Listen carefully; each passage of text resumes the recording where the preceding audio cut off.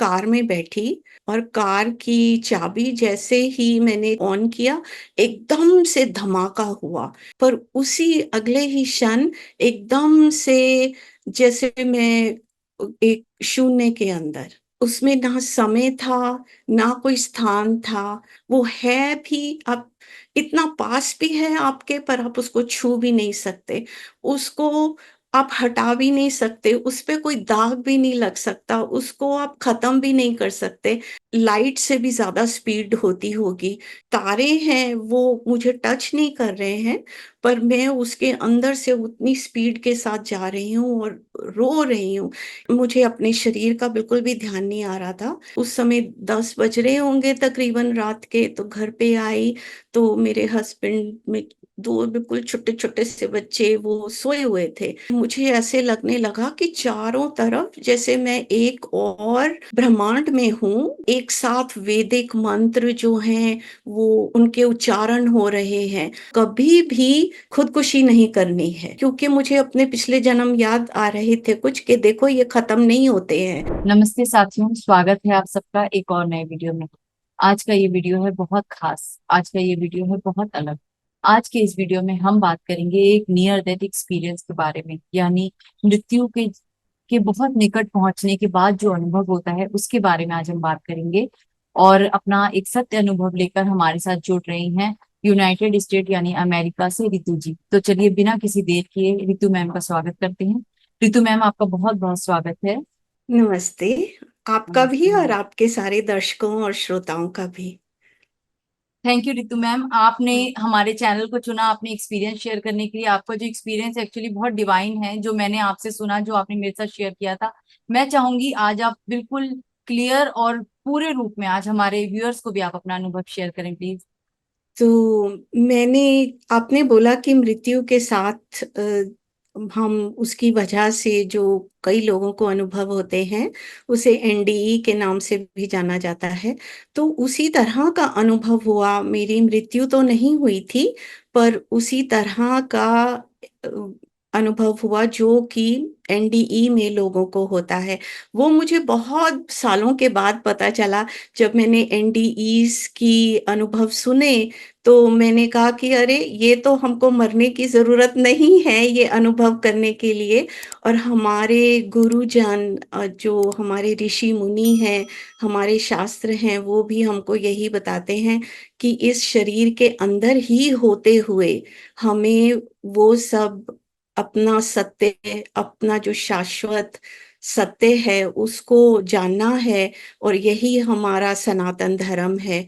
तो ये मुझे ए, कि यही सनातन धर्म है और ये हमारे वेद शास्त्र भी यही बोलते हैं।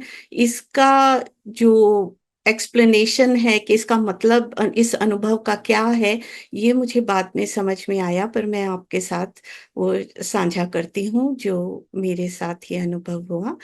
तो मैं सीधा अनुभव से शुरू करूँ कि ये कहाँ से, किस वजह से शुरुआत हुई, वहाँ से शुरू करूँ? आप मैम क्या आप, जानना चाहिए? हाँ मैम, आप शुरू से बताएं कि कैसे आपके साथ ये जो घटना घटी उसने कैसे आपके जीवन को बदला। हम वो घटना जरूर सुनना चाहेंगे। ठीक है। तो मुझे बचपन से ही बहुत जिज्ञासा होती थी, जीवन क्या है? हम कौन हैं? जो मैं अपने आस-पास देखती थी कि जिस तरह से लोग जी रहे हैं कि हम खाते हैं, पीते हैं और सो जाते हैं या कोई काम पे जाते हैं, स्कूल में जाते हैं। तो उसका सार मुझे समझ में नहीं आता था कि इसके इसके पहले क्या था और इसके आगे क्या है? तो और हम देखते हैं कि लोगों की मृत्यु हो जाती है, शोक मना के हम आ जाते हैं। तो पर ये क्या है? क्यों हो रहा है इस तरह से? और ये कोई रैंडम तो नहीं हो सकता कि कुछ भी इसके पीछे कोई ना कोई एक रहस्य तो है जो मुझे जानना है। तो ये जिज्ञासा ऊपर से कभी मैंने अभिव्यक्त नहीं की, क्योंकि आसपास का ऐसा वातावरण नहीं था कि जहाँ पे ऐसी बातें करी जा सकें। परंतु एक बहुत अच्छा मेरे घर में, इंडिया में ही, मैं भारत में ही पैदा हुई हूँ। और वहां पर बहुत अच्छी बात है ना, इतने संत महात्मा होते हैं जो हमको इतनी आसानी से दर्शन दे देते हैं। तो मेरे परिवार में ये बहुत था कि जहाँ भी संत महात्मा होते थे तो उनका आशीर्वाद लेने जाते थे मेरे फैमिली के, मेरे पेरेंट्स, मेरे माता पिता। तो मेरे को भी साथ ले जाते थे, तो मुझे बहुत संत महात्माओं के दर्शन करने का मौका मिला, उनका आशीर्वाद मिला। पर कभी भी मन में ऐसा नहीं आया कि मैं अपनी जिज्ञासा को सामने रखूं। मैं बहुत डरी सहमी सी, चुपचाप सी एक लड़की थी। तो कभी बात भी नहीं करती थी किसी से कि मैं पूछूं। तो कभी ऐसा हुआ नहीं। पर अचानक एक दिन एक संत आए हमारे घर, और उस समय उनके सानिध्य में ऐसी शांति और प्रेम की तरंगे उनके तरफ से आ रही थी कि मुझे लगा, एक थोड़ा सा मन खुला कि मैं शायद इनसे कुछ पूछ सकती हूँ। उस समय तो नहीं पूछा, पर फिर उनके आश्रम जाने का सौभाग्य हुआ। तो जब मैं उनके आश्रम गई तो एक के बाद एक मैंने चमत्कार देखे। जरूरी नहीं है कि मैंने चमत्कार देखे इसीलिए उनसे पूछा, पर मेरी भावना और पहले से हो रही थी। मुझे ऐसा लगा कि इनके पास ही उत्तर हैं मेरे सारे प्रश्नों के। तो मैंने उनसे आज्ञा मांगी कि मैं कुछ पूछूं, तो उन्होंने बोला हाँ पूछो। तो मैंने सबसे पहले वही पूछा कि वास्तव में कोई एक भौतिक स्वर्ग नरक होता है क्या? कि सब लोग इतना डरते हैं ना, ऐसा करेंगे नरक जाएंगे स्वर्ग जाएंगे मृत्यु के बाद, वो सब।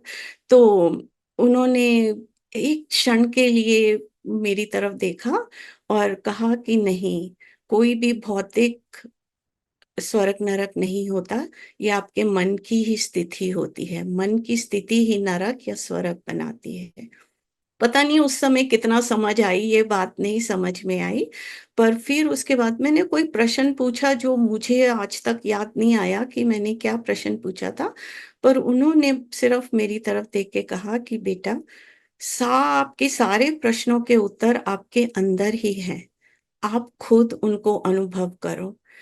तो कहने की बात तो होती कि हम, कोई ये सिर्फ शब्द नहीं थे, पर एक जैसे बिल्कुल गहराई में मेरे अंदर उतर गई कि जैसे एक ऑफिशियल प्राइम मिनिस्टर की स्टैंप लग जाती है ना, जैसे किसी बात के ऊपर के बस अब इसके आगे पीछे आपको किसी प्रश्न का मेरे से जवाब नहीं मिलेगा, आपको खुद ही अनुभव करने हैं। तो मैं ये एक बैकग्राउंड देना चाहती थी कि उसके बाद मुझे हुआ कि ये खुद ही जो भाग दौड़ है जो भी है, मुझे खुद ही अपने अंदर देखना है। तो उसी तरह से कुछ और उनसे गुरु मंत्र, उन्होंने अपने आप मुझे गुरु मंत्र दिया, कहा इसका जाप करना, और कुछ नहीं मुझे बताया। तो उसी कोशिश में मैं लगी रही, जो भी हमारी अ, हमें सिखाया जाता है एक हमारे कल्चर के अंदर, और फैमिली की जो एक्सपेक्टेशंस होती हैं कि एक लड़की को इस तरह से, एक लड़के को एक लड़की को इस तरह से जीवन व्यवहार करना चाहिए, तो वो भी मेरे अंदर भरा गया था। तो उसमें बहुत मेरे साथ कंफ्यूजन होती थी कि अम, इन चीजों का मुझे मतलब समझ में नहीं आता, पर हमको ये भी, इसको भी फॉलो करना है जो हमसे एक्सपेक्ट किया जाता है, पर ये अंदर हमेशा रहता था। तो इसी सिलसिले में मुझे कुछ कुछ अनुभव होते रहते थे पर मतलब नहीं समझ आया। और एक दिन ऐसा हुआ कि मुझे लगा, और उस जमाने में इंटरनेट नहीं होता था, कोई ऐसी बुक्स के रिसोर्सेज नहीं होते थे, और हमारी फैमिली में भी कि इंटेलेक्चुअल ज्यादा कि आप मतलब एकेडमिक और इंटेलेक्चुअल उस तरह का ज्यादा वातावरण रहता था, तो ऐसे आध्यात्मिक कुछ नहीं था। तो मुझे पता चला जहाँ पे मैं रहती हूँ यूनाइटेड स्टेट्स में, तो वहां से मेरे घर से तकरीबन 40 मिनट की दूरी पर, ड्राइविंग की दूरी पर, जहाँ पे बीच में आपको, आप हाईवे पे भी चलाते हो और स्ट्रीट लाइट्स भी आती हैं, उस तरह से 40 मिनट की दूरी पे एक मेरे को एक बुक स्टोर का पता चला जहाँ पे आध्यात्मिक किताबें शायद होती होंगी, ऐसा किसी ने एक फ्लायर मैंने देखा, तो मैंने वहाँ पे जाना शुरू किया कि मेरे को कुछ ऐसी किताब मिल जाए जिस पे मुझे कुछ प्रश्नों के उत्तर मिलें।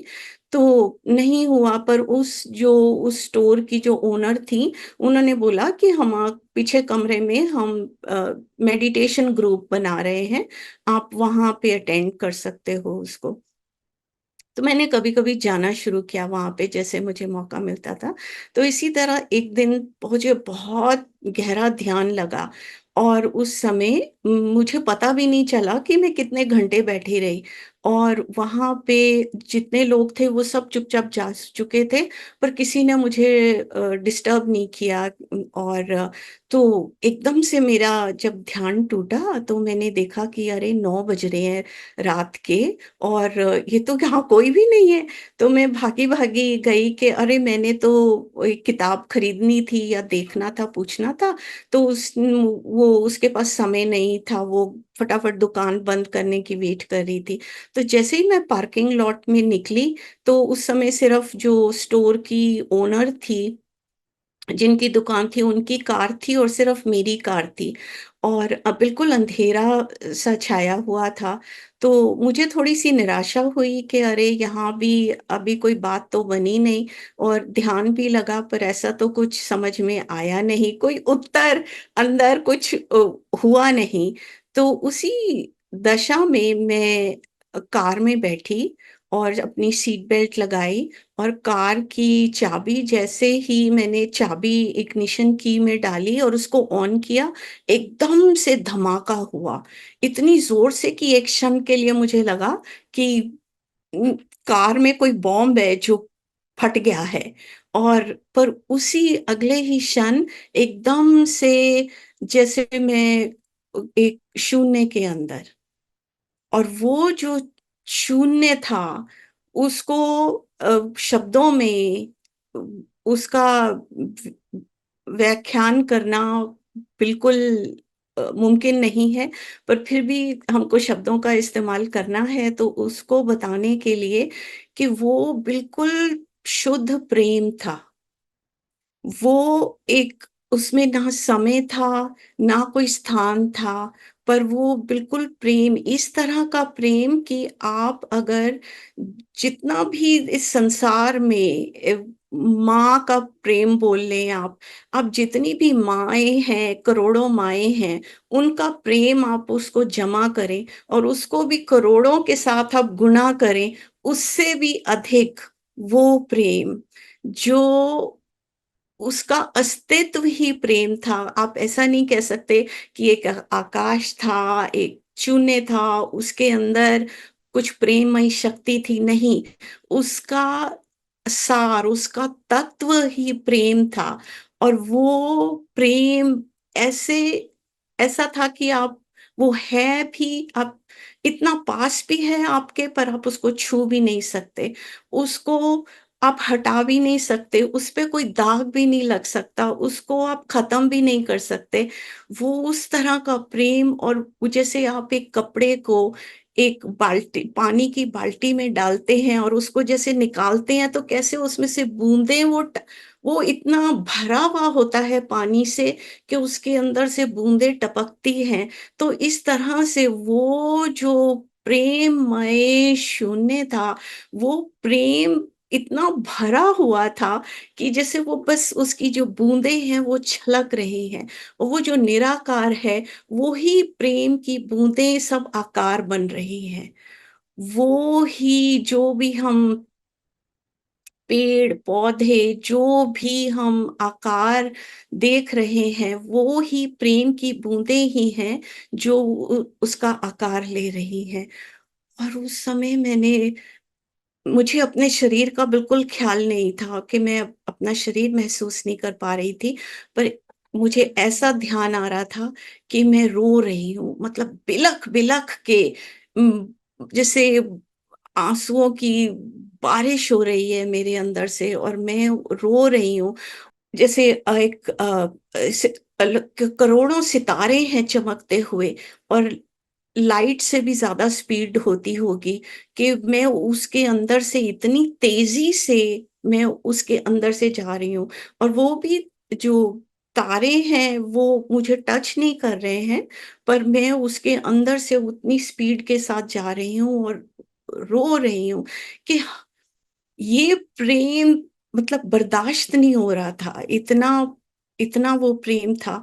और मैं सोची थी हम ये कैसे, इसको किससे कैसे अलग हो गए, हम कैसे अलग हो गए इससे, मतलब ये बिल्कुल नामुमकिन बात है, क्योंकि यही प्रेम की बूंदें, सब कुछ यही प्रेम है, इससे कैसे, तो ये कहाँ था, कहाँ रह गया ये, तो क्यों भूल गए। तो ये पता नहीं कितनी देर चला, और एकदम से जैसे एक विद्युत की फ्रीक्वेंसी का शिफ्ट होता है ना, तरंगों का जैसे एक हल्का सा झटका लगता है, तरंगे शिफ्ट होती हैं, अगले क्षण मैं ही वो प्रेम थी, मैं ही थी वो सारा जो अनंत है, जो शुरुआत नहीं है, कोई अंत नहीं है उसका, जो सब जो निराकार भी है, आकार भी है, सब जो प्रेम की बूंदें जो भी आकार ले रही हैं, वो मैं ही हूँ, मेरा ही वो अस्तित्व है। और उसका जो आनंद है वो तो शब्दों में बयान ही नहीं हो सकता, बिल्कुल भी इम्पॉसिबल है वो, इस तरह का अनुभव था। इसीलिए कहते हैं शायद मैम कि आत्मा परमात्मा एक ही स्वरूप है, इसीलिए इसीलिए ये शायद कहा जाता है। जी।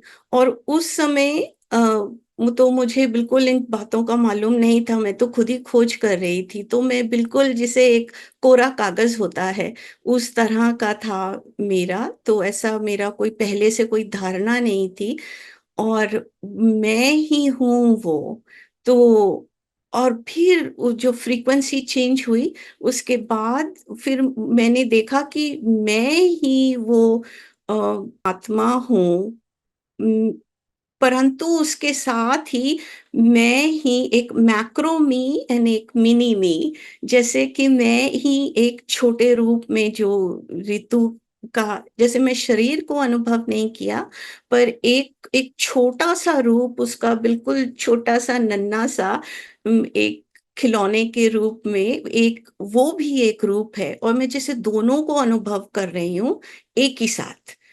जो अपना परमात्मा स्वरूप है वो भी हूँ मैं, और एक ये छोटा-सा भी हूँ, और उसको वो प्रेम की बूँदें ही बाँधे हुए हैं। वो ही एक प्रेम की बूँद है जो एक एक छोटा-सा रूप बन गई है। और वो जो मेरा आत्मा स्वरूप है, वो अब वो प परम आनंद में, परम प्रेम में, परम आनंद में अपने रूप को, एक यूनिक अंश को, बूंद को अनुभव करना चाहता है। अपने अनंत बूंदों को, अनंत यूनिक बूंदों को अनुभव करना चाहता है, और उसके बीच में और कोई रिश्ता नहीं है प्रेम के सिवाय। वो सिर्फ प्रेम का अलग-अलग तरह से अनुभव करना चाहता है, अपनी सब बूँदों के द्वारा, अपने सब आकार के द्वारा। वो सिर्फ प्रेम को आप कितनी अनंत रूप में उसका अनुभव कर सकते हो, उसको एन्जॉय कर सकते हो। वही एक रिश्ता है। मुझे अपने शरीर का बिल्कुल भी ध्यान नहीं आ रहा था कि मैं ही ब्रह्मांड हूँ, मैं ही आत्मा हूँ, मैं ही ये अंश हूँ। तो ये क्या जगह से मैं ये सोच, मुझे ये अनुभव हो रहा है, ये अनुभव कहाँ हो रहा है कि मैं इसको इंटरप्रेट कर रही हूँ, इस चीज़ को। ये चेतना कहाँ, ये क्या चीज़ है? पर उसके बाद फिर मैंने वही देखा दोबारा से कि मैं इतनी गति के साथ सितारों के बीच में से जा रही हूँ, जैसे स्पेस के अंदर से, और मैं रो रही हूँ। तो अभी लगातार जब से मैं रो रही हूँ बिलक-बिलक के, और मैं सोच रही हूँ कि ये ये तो सिर्फ प्रेम का ही रिश्ता है, इतने शुद्ध प्रेम का। तो ये हम कैसे भूल जाते हैं, ये हम सब कैसे भूल जाते हैं? इतनी घृणा, इतना वायलेंस, इतनी मारकाट, ये कहाँ से आती है? क्यों भूल जाते हैं? तो उसमें मतलब इतना मुझे सबका, सबके लिए दुख हो रहा था, और मैं रो रही थी इतनी ज्यादा। और ऐसे पता नहीं कितनी देर चलता रहा। फिर एकदम से मैंने नोटिस किया कि मैं इग्निशन की मैं चाबी को मैं बंद कर रही हूँ। जैसे मैंने बंद किया, तो मैंने देखा कि मैं अपने घर के सामने पार्क कर रही हूँ कार। मैंने पार्क करी है। यानी मैम मैं आपको रोकना चाहूंगी। आपने बोला था कि आप 9 बजे तक मेडिटेशन कर रहे थे रात को। फिर आप उठे, आपने देखा आसपास कोई नहीं है, आप गाड़ी में बैठे, आपने गाड़ी में चाबी लगाकर ऑन की है, एक धमाका हुआ है, और आप उस परमानंद में खो गए, उस ब्रह्मांड में, उस यूनिवर्स में मिक्स हो गए। उसके बाद जब हम्म। आपकी कॉन्शियसनेस वापस आई, यानी जब आपका की चेतना लौटी, तब आपने देखा कि आप अपने घर के पार्किंग में हैं, और आप गाड़ी की चाबी ऑफ कर रहे हैं। और जो आपने पहले बताया था कि आपके घर से उस मेडिटेशन या ये बुक स्टोर की दूरी लगभग 40 मिनट की है, 40 मिनट। तो वो 40 मिनट आप ड्राइव करते रहे, लेकिन आप कॉन्शियसली यूनिवर्स के साथ कनेक्टेड थे, राइट? हाँ, बिल्कुल। तो किसने ड्राइव किया? इतनी बातें उसमें से समझ में आई कि वाकई में हम जो समझते हैं कि हमारा ये छोटा सा दिमाग, कि वो सारी दुनिया चला रहा है और हम चला रहे हैं इस दिमाग की वजह से, ऐसा ये वो परमात्मा की शक्ति है, जो ये चेतना है, वो ही सब कुछ चला रही है, हमको चला रही है।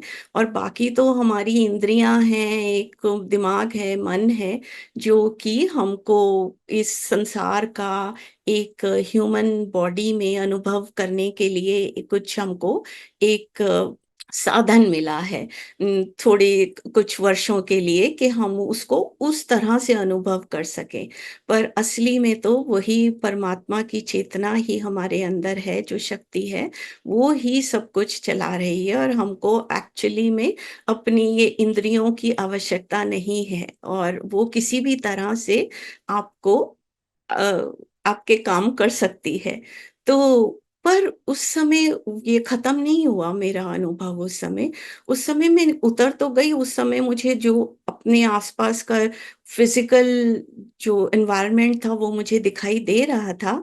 और उस समय भी मतलब मेरे आंखों से लगातार अभी भी आंसू आंसू आंसू झर रहे थे, और मैं मतलब वही प्रेम विभोर हुई हुई थी मैं। और मैं उस समय 10 बज रहे होंगे तकरीबन रात के, तो घर पे आई, तो मेरे हस्बैंड में दो बिल्कुल छोटे छोटे से बच्चे वो सोए हुए थे। तो मैं चुपके से, सब अंधेरा था, मैं आई तो मैं अपना बेड पे बैठी। और जैसे ही मैं बेड पे बैठी, फिर से वही अनुभव शुरू हो गया। और तो मुझे लगता है मैंने ऐसे टाइम तो नहीं देखा था, 10:15 10:30 रात के बजे होंगे। और वो अनुभव शुरू हो गया, पर उसके साथ कुछ एक्स्ट्रा चीजें शुरू हुई, कि मुझे ऐसे लगने लगा कि चारों तरफ जैसे मैं एक और ब्रह्मांड में हूँ, जहां पर हमारे जैसे ऋषि मुनि होते हैं ना, हम मूवीज में देखते हैं कि कितने सारे ऋषि, जैसे जंगलों में हम रामायण देखते हैं, तो वो एक साथ वैदिक मंत्र जो हैं वो उनके उच्चारण हो रहे हैं। और पर वो इतनी हार्मनी में, मतलब इतना अ, इतना सुंदर कि आपने कानों से कभी सुना नहीं होगा। वो ध्वनि गूंज रही है, और मतलब मेरे चारों तरफ जैसे वो सब ऋषि मुनि बैठे हैं, और वो उच्चारण हो रहे हैं। और ऐसा नहीं कि मेरे को शब्द सुनाई दे रहे हैं, पर वो जो उसकी कलेक्टिव एक ध्वनि होती है, जो एक एटमॉस्फेयर होता है, वो उस तरह का। और वो जो आहुतियां डाल रहे हैं, जो हवन यज्ञ हो रहे हैं, उसके अंदर से जो स्मेल निकल रही है, फ्रेग्रेंस, वो मुझे आने लगी। और वो इस दुनिया की नहीं है। मैं उसको किन्हीं भी शब्दों में उसको मैं एक्सप्लेन नहीं कर सकती। और वो भरने लगी नाक में मेरे अम, अम, पूरे, मतलब अंदर एक सेल के अंदर, मेरी बॉडी के सेल के अंदर वो भरने लगी। और मुझे ऐसा लगने लगा कि मेरे बॉडी के अंदर, मेरी नर्वस सिस्टम के अंदर, मेरे सेल्स के अंदर वो ताकत नहीं है उसको सहन करने की। उस आप समझ रही है, समझ पा रही मैं है ना कि मैं हाँ। मैं तो फील कर रही हूँ कि आप कितना डिवाइन फीलिंग कर रहे थे। मतलब मैं समझ नहीं पा रही हूँ मतलब कि ऊपर का मुझे ऐसा यूनिवर्स लगा। एक्चुअली कितना कितना रहस्यमय है। हमें चीजें कुछ नहीं पता। हम्म, हम तो इस अर्थली वर्ल्ड में मतलब जैसे खो सी गए हैं। जैसे बच्चा मेले में बिछड़ हाँ, जाता है ना, लेकिन जो अच्छा सुख है वो अपने घर पे ही आके मिलता है। वही आप आपके साथ भी हो रहा है। मैं आपके जो आपकी फीलिंग्स को, जो आपके एक्सप्रेशंस को जो मैं रीड कर पा रही हूँ, एक्चुअली हम्म, मुझे ऐसा लग रहा है कि मैं मेरा रोने का सा मन हो रहा है कि हम उस असली घर को, उस परमात्मा को, उस यूनिवर्स को जो जहाँ सिर्फ प्रेम सुख और आनंद है, उसे छोड़कर हम इस मेले में खो गए हैं जहाँ सिर्फ नफरत है, हम्म, लड़ाइयां हैं, धर्म के नाम पर मार काट मची है। यहाँ कुछ भी तो अच्छा नहीं है। हम कहाँ खो गए हैं। ऐसा लगता है कि वापस अपने घर चलने का समय आ गया है। और मृत्यु इतनी भी बुरी चीज नहीं है। आज मैं पहली बार आपके आपके इस अनुभव को सुनकर अपने इमोशंस को नहीं कंट्रोल कर पा रही हूँ। मैं तो समझ रही हूँ कि कितना प्रेम होगा उस दुनिया में। अ, और मेरे लिए इसीलिए इसको बताना बड़ी बड़ी मुश्किल हो जाता है कि बहुत सालों तक तो मैं बोल ही नहीं पाई, क्योंकि मेरे गुरुजी ने भी मना किया था। पर खैर उसके बावजूद भी जब उन्होंने कहा कि आप बता सकते हो, उसके बाद भी मैं कितने साल तक बता नहीं पाई, क्योंकि मेरा रोना ही निकल जाता था। तो पर उस समय वो जो प्रेम है, हमारे जो एक-एक सेल है हमारा, उसको बर्दाश्त नहीं कर सकता। मुझे ऐसा लग रहा था कि मैं जैसे करोड़ों जैसे एक अंदर न्यूक्लियर बॉम्ब फट जाएगा, इस त इतने मेरे टुकड़े हो जाएँगे कि उसको हम सहन भी नहीं कर सकते। तो बाद में मुझे हँसी आती थी कि लोग कहते हैं, "हम परमात्मा के दर्शन नहीं होते, हमें भगवान के दर्शन नहीं होते।" तो ये कहता है, दर्शन करने के लिए भी आपको उस काबिल बनना, हमारे में हम सहन ही नहीं कर सकते। वो दर्शन भी हम सहन नहीं कर सकते हैं। मतलब हमारी नर्वस सिस्टम, हमारी नर्व्स के अंदर इतनी ताकत नहीं है। और वो कितनी देर चलता रहा, उससे मुझे ये अंदाज़ा हुआ कि मैंने जो सुबह के 4 बजे का मुझे ऑफ़िस जाना था, सुबह जो 4 बजे का मेरा अलार्म था, वो अलार्म बजा। इतने घंटे वो चलता रहा। और उस समय मतलब मैं इतनी रेस्टलेस हो रही थी ना, क्योंकि बर्दाश्त नहीं हो रहा था। तो मेरे बस मैं एकदम से फिर मैं चीखी इतनी ज़ोर से, मैंने कहा बस अब, और I can not take it anymore, कि अब ये मैं बर्दाश्त और नहीं कर सकती इसको, कि ऐसा लगता था कि ऐसे बिल्कुल फट जाऊँगी मैं। और विस्फोट हो जाएगा इस तरह से ना। तो जैसे ही मेरी एक साइलेंट चीख निकली अंदर से कि मैं और बर्दाश्त नहीं कर सकती, उसी क्षण फ्रैक्शन ऑफ अ सेकंड में वो सब खत्म हो गया। हुँ, पर वो जो अनुभव था, वो तो आज तक है। और वो तो चलता रहा। और उसके बाद तो बहुत सारे अनुभव हुए, पर सबसे अनुभव तो बहुत सारे हुए, परंतु ये इसका मैं ज़्यादा मेंशन करती हूँ, क्योंकि इसके बाद एकदम से मेरी ज़िंदगी ने, जीवन ने एक 180 डिग्री टर्न लिया। उसके बाद जो जिस तरह का भी मेरा जीवन चल रहा था, जैसे मैं भी आईटी में ही, मैं सॉफ्टवेयर इंजीनियर थी, वो हालाँकि मैं उसको बहुत पसंद करती थी, मेरे पसंद का काम था वो। और सब कुछ परफ़ेक्ट बिल्कुल चल रहा था, कभी भी मेरे दिमाग में कभी आया नहीं कि, और मैं बहुत सक्सेसफुल भी थी।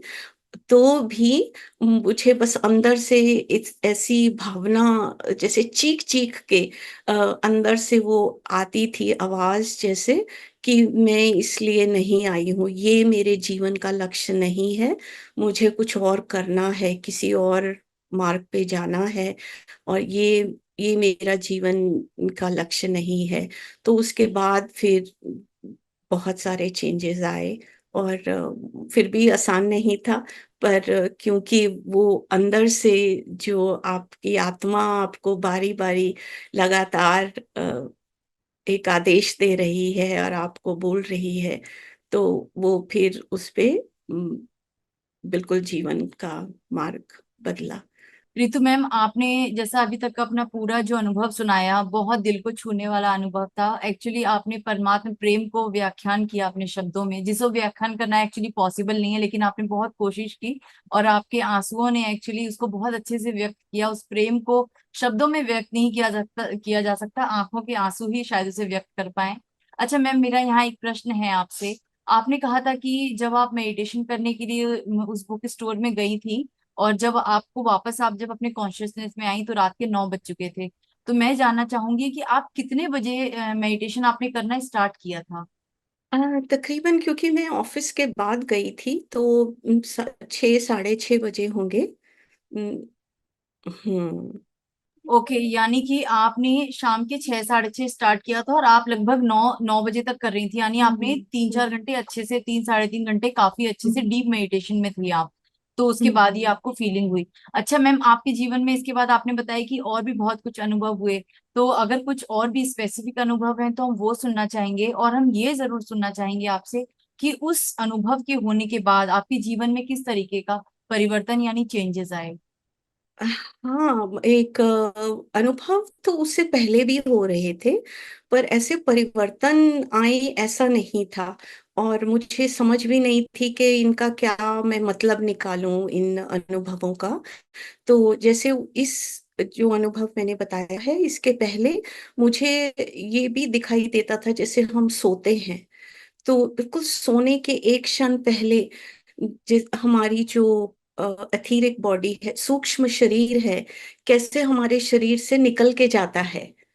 उम, हाँ, मैं वो देखती थी कि वो निकल के जाता है, और फिर वो कैसे वापस आता है, और जैसे ही वो वापस आता है, जैसे आप एक कंप्यूटर जैसे प्लग करते हैं, वो तो इस तरह से ऐसा फ़ील होता है कि वो जब चेतना है, वो जो सूक्ष्म शरीर है, वो जब प्लग इन होता है, तो तब हमारी हम जाग तो जाते हैं, हमारी आँख तो खुल जाती है, पर वो जो हमारा सोचना है, हमारे अंदर बुद्धि है, जो बुद्धि चलने लगती है, वो उसके बाद चलने लगती है।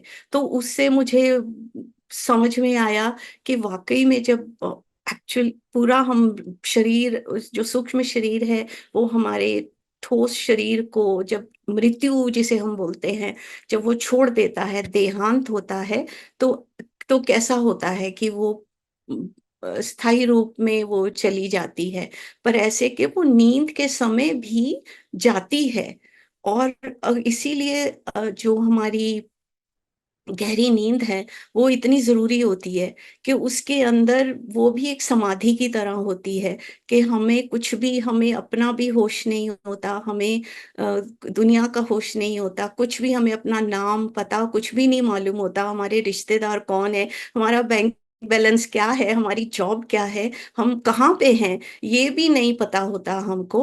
तो वो जो परमानंद की स्थिति होती है, उसको क्योंकि हमने कॉन्शियसली चेतन मन से उसको अनुभव नहीं किया, तो हमको कुछ याद नहीं रहता है।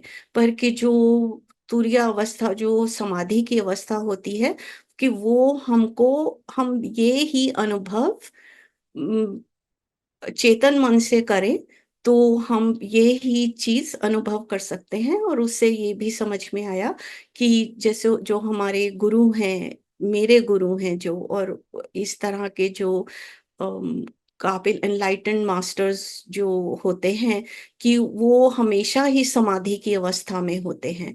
तो वो सो भी रहे होते हैं, तो हमारी तरह की नींद नहीं होती, क्योंकि वो 24 घंटे वो इसी समाधि की अवस्था में होते हैं। तो ये बातें समझ में आईं, और ये भी देखा कि हमारी जो सूक्ष्म शरीर है वो सिद्ध लोकों में जाता है, और वहां पे एक तरह से जैसे हमारी काउंसलिंग होती है, हमको मार्ग दिखाया जाता है। तो हमारी बहुत लर्निंग जो है, जो हम सीखते हैं, वो बहुत सारी हमारी, हम जब सो रहे होते हैं तो वो होती है, वो भी मुझे अनुभव हुए। तो तो इसीलिए हम कहते हैं ना कि कोई समस्या है, कोई मैथ की प्रॉब्लम भी है, जैसे आप उलझे हुए हैं, कर नहीं पा रहे, तो बोलते हैं कि सो जाओ, और उसको आप फिर जब सुबह उठते हैं तो आप उसका वो सोल्यूशन आपको फटाफट मिल जाता है। तो मुझे उससे ये समझ में आया कि ये कितना जरूरी है कि आप रात का जो वो समय है, हमको फ्री में इतना ज्ञान मिल रहा है, हमको इतनी राह दिखाई, दिशा मिल रही है हमको, और उसको हम जो हमारा सोने से पहले का समय होता है, उसको हम शांत मन से उस सोने की अवस्था में जाएं, बजाय कि गुस्से में या तनाव में।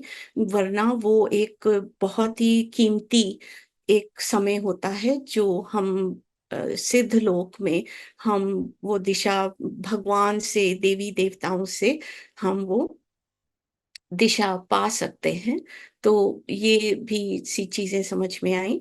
और उसके बाद जब ये अनुभव, लाइफ चेंजिंग ट्रांसफॉर्मेटिव एक्सपीरियंस जो बताया था मैंने, उसके बाद क्योंकि मुझे लगा कि ये जो समय है, जो हमारा मन है, ये मन और शरीर ही हमें समय और स्थान में बांधे हुए है।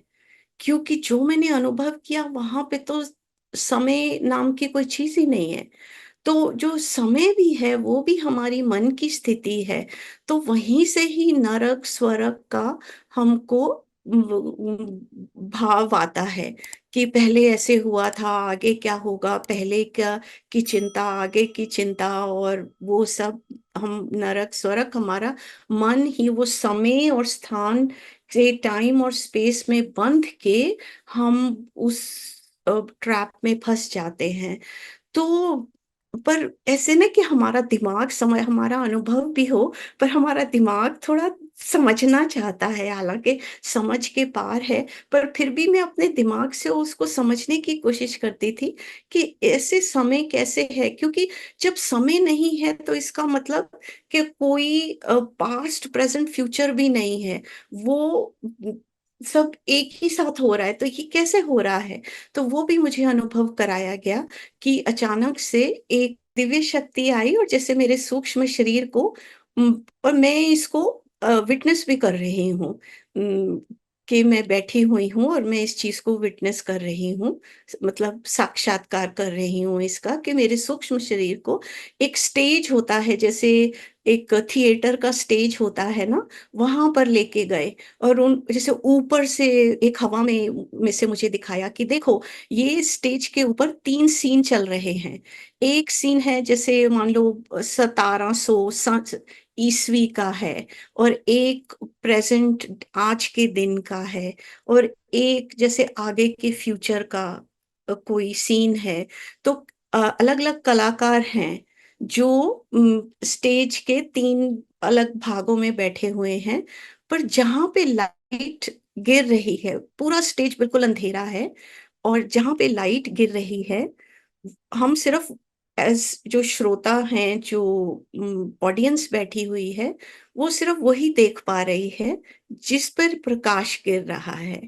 तो हम उनको लगता है कि बाकी स्टेज खाली है, जो जिस पे अंधेरा, जिस पे प्रकाश गिरता है, यानी कि हम अपनी चेतना का, ध्यान का, इंट भाव का, और इंटेंशन और अटेंशन का, जहाँ पे हम उसका प्रकाश डालते हैं, वो हमारे सामने आ जाता है। और हमको लगता है कि सिर्फ यही है, और वो समय में बंध जाता है। हमको लगता है कि यही वास्तविकता है, और कुछ क्योंकि हमें दिखाई नहीं दे रहा, तो ये एग्जिस्ट नहीं करता। पर एक्चुअली में वो सब साइमल्टेनियसली एक ही समय में सब एग्जिस्ट कर रहा है, क्योंकि वो समय में बंधा हुआ नहीं है। ये फिर भी दिमाग से समझना मुश्किल है कि ऐसा, पर इसीलिए फिर मैंने देखा कि जैसे हम मैं गुरुजी के सामने जाती थी और मैं देखती थी गुरुजी के सामने कोई भी आता था, नहीं भी आता था, तो उनको सबका पता रहता था कि उनकी आत्मा की पूरी जर्नी कहाँ से शुरू हुई है, इनके पिछले जन्म कौन से हैं, इनकी भाव दशा क्या है, इनका जो आध्यात्मिक बैंक बैलेंस है वो जमा घटा कहाँ पर है, वो उसी तरह से उनको निर्देश देते थे कि आपको अपनी आगे की दिशा के लिए, आध्यात्मिक उन्नति के लिए मार्ग में क्या करना है। तो वो सब उनको दिखता था और उनको पता रहता था, और आगे की संभावनाएं इनकी क्या है उसके हिसाब से भी वो निर्देश देते थे। तो उस समय तो नहीं, बाद में जब मैंने ये सब देखना शुरू किया तो वो लिंक हुआ, समझ में आया कि इस वजह से, क्योंकि वो तो निराकार में है, वो समाधि अवस्था में है हमेशा, और वो उनकी आत्मा परमात्मा में विलीन है, और इसीलिए वो समय से परे हैं, और यानी कि मन से शरीर की जो ट्रैपिंग्स हैं उससे परे हैं वो, और इसीलिए वो सारा देख सकते हैं, एक ही क्षण में, एक ही समय में सब देख सकते हैं। और फिर एक अनुभव हुआ कि मुझे बहुत होता था कि मेरे को और भी दिशा मिले, क्योंकि मेरे गुरुजी तो हालांकि वो सब जगह ट्रैवल करते थे, पर मुझे कभी नहीं बताया उन्होंने, जैसे मुझे छोड़ दिया ना, क्योंकि जैसे वो स्टैम्प उन्होंने लगा दी थी कि खुद ही अनुभव करो। तो मुझे बहुत होता था कि मुझे भी बताएं, मुझे भी निर्देश कुछ और भी बातें बताएँ कि तुझे ये डिसीजंस लेने चाहिए, कौन से दिशा मेरे लिए ठीक रहेगी, क्योंकि मुझे नहीं समझ में कई बारी समझ में आता ना कि आप कौन-सी चॉइस जो है कि आप उसको सही ले रहे हैं, नहीं ले रहे हैं, कि मेरे को गाइड करते रहें इस तरह से। तो मैं अंदर बहुत रोती थी, जैसे एक आप तरसते हैं, तड़पते हैं कि एक तरह का आपको वो इस तरह का मार्गदर्शन मिले। तो उस दशा में एक अनुभव हुआ मुझे कि जिसे हम आउट ऑफ बॉडी एक्सपीरियंस बोलते हैं, कि मैंने देखा कि मेरा सूक्ष्म शरीर निकला मेरे अंदर से, और जैसे वो उड़ के गया, पूरी उड़ान उसकी मैंने अनुभव करी कि अंतरिक्ष के अंदर से जैसे वो पूरा उड़ के गया, और उनके आश्रम में मैं पहुंची, और उनके दरवाजे को मैंने खटखटाया, और और मैं बड़ी आशा के साथ वहाँ पे खड़ी हुई कि मुझे बहुत प्यार करेंगे, जैसा मैं उनको देखती थी सबके साथ इतना लाड-दुलार करते थे, कि उस तरह से मेरे साथ बात करेंगे और मुझे मार्गदर्शन देंगे। तो पर उन्होंने दरवाज़ा खोला, चुप, कुछ भी नहीं, बिल्कुल कोई कोई भाव, कोई एक्सप्रेशन नहीं उनके फेस पे। तो बस फिर उन्होंने दरवाज़ा बंद कर दिया, और मैं एकदम से शॉक्ड, मैंने कहा ये क्या हुआ कि मुझे तो जैसे इग्नोर कर दिया बिल्कुल उन्होंने। तो कुछ 1-2 कुछ क्षणों के बाद वो आए, और उन्होंने जैसे हमारे कपड़े के थान होते हैं ना, रंग-बिरंगे कपड़े, जैसे हम एक कपड़ों की दुकान में जाते हैं, थान पड़े हुए होते हैं, हम्म। तो इस तरह हम्म। से एक ढेर उन्होंने थान का, जो बहुत सुंदर-सुंदर फैब्रिक था, जो फैब्रिक था, और सब अलग-अलग रंगों का था। इतने सुंदर-सुंदर रंग थे, और वो ढेर सारे ना उन्होंने मुझे पकड़ा दिए और दरवाज़ा बंद कर दिया। एकदम से उसके बाद मेरी आँख खुली, और मैंने कहा ये क्या मतलब हुआ? बात तो मेरे साथ कोई कर ही नहीं। और फिर एकदम से अंदर से जवाब आया कि जैसे वो कह रहे हैं कि वो जो एक रॉ मटेरियल होता है, कि ऐसे जीवन को चलाने का जो फैब्रिक होता है, जो कपड़ा होता है, हर रंग का तुमको दे दिया गया है। ये अब तुम डिसाइड करो कि तुमको क्या करना है, इसको वेस्ट करना है, इसको अपनी इच्छा से, जिसे हम फ्री विल बोलते हैं, कि ये तुमको दी गई है, कि तुम इसको बनाओ, आगे तुम इसका क्या करना चाहते हो। तो उससे मुझे ये समझ में आया कि हाँ, हम जो आते हैं इस जीवन में, वो संभावनाएं लेके आते हैं, पर क्योंकि कोई समय नहीं है, कोई स्थान नहीं है, कोई वो तो हमारी गलतफ़हमी है। तो इस तरह से अनंत संभावनाएँ हैं हमारी।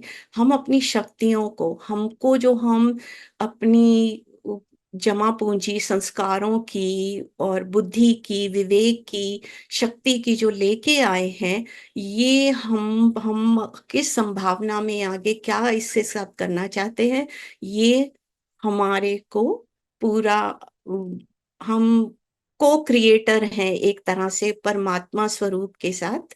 ये हमारे तो हम इस तरह से रोए-धोए नहीं कि पीछे ऐसा हुआ था, या अगर हमको पिछले जन्म याद आएँ और हम देखें कि ऐसा बुरा हुआ था, या ऐसा नहीं। तो गुरुजी ने भी बोला कि जो पतित से पतित मनुष्य है, आप वो भी अपनी संभावनाएँ बदल सकता है, क्योंकि आप एक परमात्मा की शक्ति के साथ हमेशा जुड़े हुए हैं और वो कृपा आपके साथ हमेशा है, तो आप अपनी संभावनाएँ खुद ही क्रिएट करते हैं। तो ये कुछ और अनुभव हैं, और उसके साथ फिर जब मैंने आगे चल के कुछ-कुछ संस्कृत के श्लोक सुनने शुरू किए, जैसे कि ये मैंने लिखा भी हुआ है, मैं हमेशा अपने सामने रखती, जो शांति का श्लोक है, ओम पूर्णमदः पूर्णमिदं पूर्णात् पूर्णमुदच्यते पूर्णस्य पूर्णमादाय पूर्णमेवावशिष्यते। तो इसका जब मैंने ट्रांसलेशन संस्कृत में तो नहीं समझ में आया था, प ओम शांति, शांति, शांति। तो इसका जब मैंने ट्रांसलेशन देखा तो एक ही झटके में मुझे समझ में आया कि वो पूर्ण ही है, पूर्ण में से पूर्ण मिला निकाल दो तो पूर्ण ही शेष रहता है। और तब मुझे ख़्याल आया कि मैं हमेशा जैसे किसी को एक्सप्लेन करना होता था, तो कोई बोलते थे ऐसा कैसा कि अब समय नहीं है, पर सब आकार भी है उसके अंदर, निराकार भी है, आकार भी है। तो मैंने उसका मैथमेटिकल फ़ॉर्मूला बनाया कि ज़ीरो को आप, zero times infinity is zero, और ज़ीरो मतलब शून्य, वो वाला ज़ीरो नहीं कि खाली वाला ज़ीरो, पर वो जो ज़ीरो है वो शून्य है।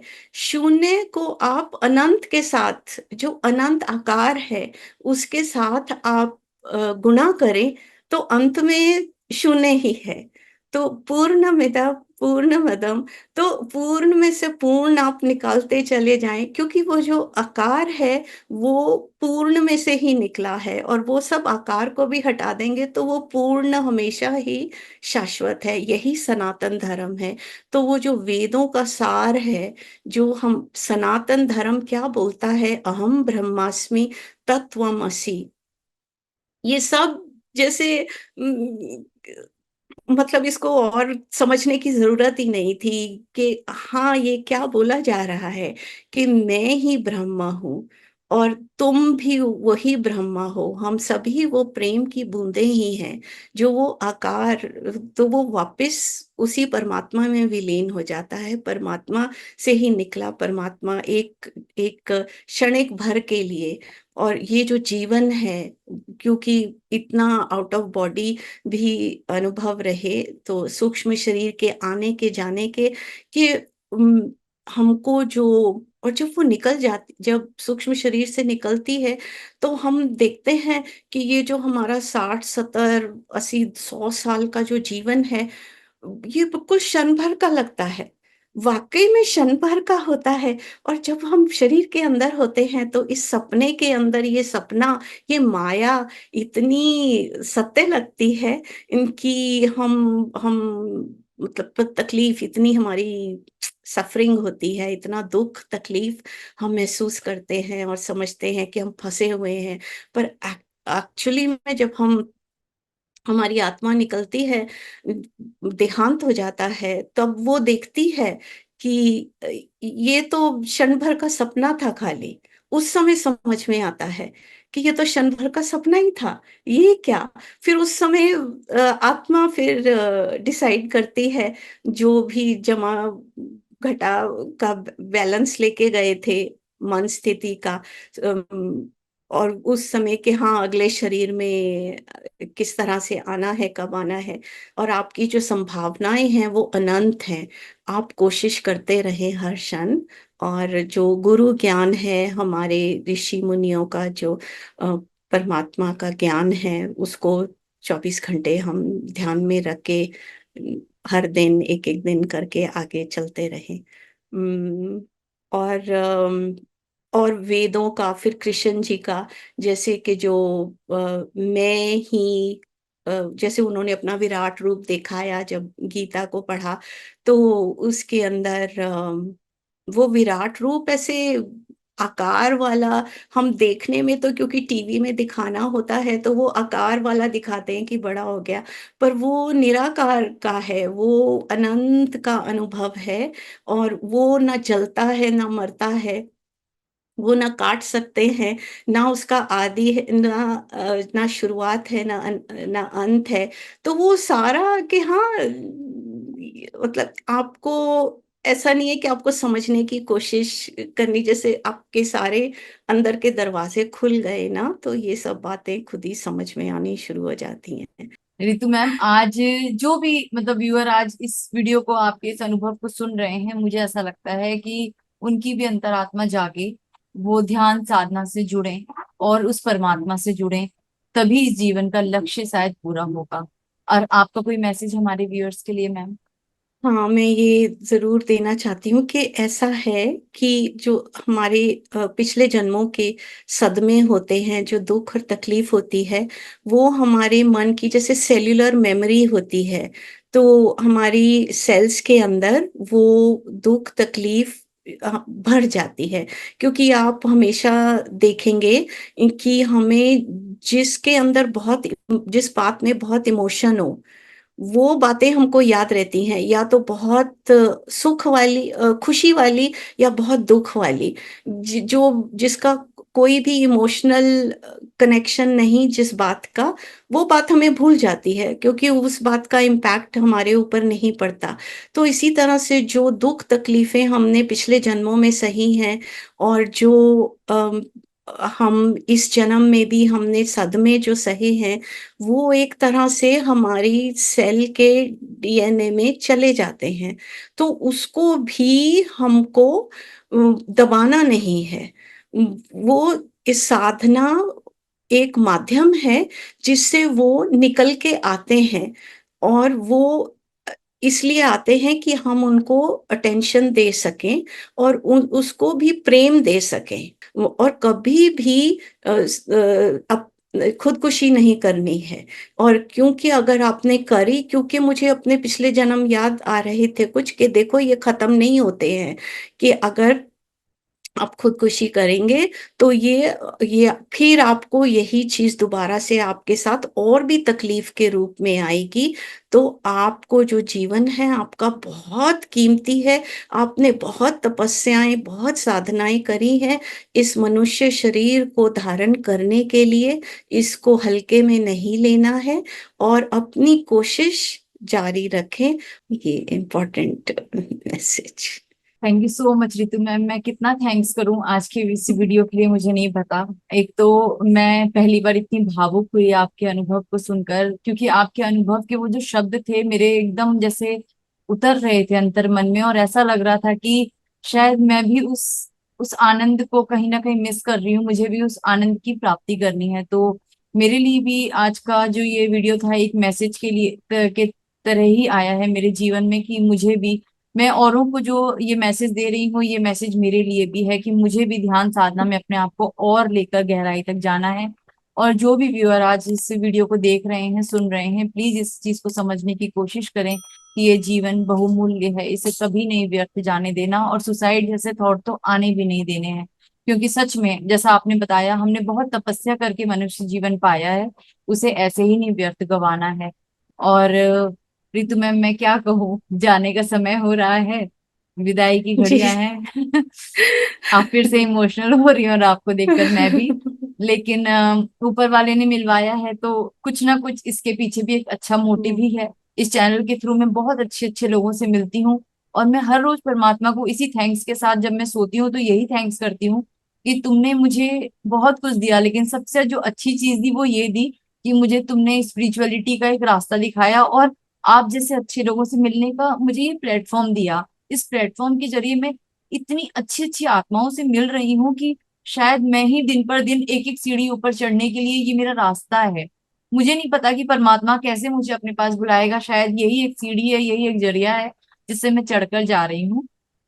और आप जैसे लोगों का आशीर्वाद, ब्लेसिंग्स, प्रेयर और प्यार ही है जो मुझे और जितने भी देखने वाले व्यूअर्स हैं सबको ऐसे ही बढ़ाते हुए आगे लेकर जाएगा। Thank you so much Ritu ma'am, दिल से आपको बहुत बहुत थैंक यू है। Thank you so much. हम परमात्मा के निमित्त मात्र हैं। सभी जिस तरह से जो भी वो काम हमसे करवा रहे हैं, हम वो कर रहे हैं। हम सिर्फ वो परमात्मा का ही संदेश आगे लेके जा रहे हैं। आपका और आपके दर्शकों का, श्रोताओं को बहुत-बहुत नमस्ते, और अपना आशीर्वाद बना के रखें। Thank you ma'am, thank you. Thank you. तो दर्शकों, आज आपने देखा कितना भाव विभोर करने वाला ये वीडियो था, एक सत्य अनुभव था, एक ऐसी टीचिंग थी हमारे जीवन में हमें आगे बढ़ाने के लिए, एक प्रेरणा थी। तो इसे गहराई से समझें और अपने जीवन में आगे बढ़ें, ध्यान साधना में उतरें, परमात्मा से जुड़ें। यही मेरी इस चैनल के थ्रू आप सबसे यही कोशिश है, और मैं आगे भी ये कोशिश कंटिन्यू करती रहूंगी। तो फिर आपसे जल्द मिलूंगी एक और नए वीडियो के साथ। तब तक अपना ख्याल रखें, परमात्मा से जुड़े रहें। धन्यवाद।